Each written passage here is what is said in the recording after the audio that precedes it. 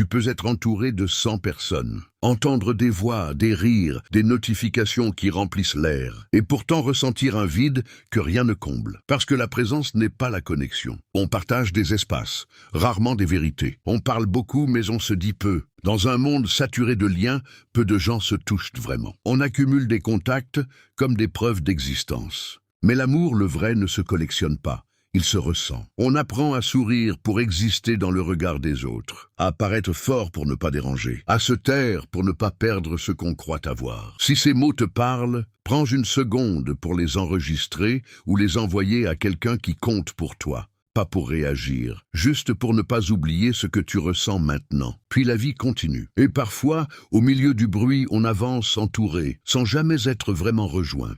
On s'habitue à la distance émotionnelle comme si c'était normal. On confond présence et amour, jusqu'au jour où le silence devient plus honnête que les conversations. Le temps ne prévient pas, il efface doucement les visages, les habitudes, les illusions. Et il reste une question simple, presque nue. Qui m'a vraiment aimé pour ce que je suis et pas pour ce que je montre? La solitude la plus lourde n'est pas d'être seul, c'est de n'avoir jamais été pleinement vu, même au milieu de la foule.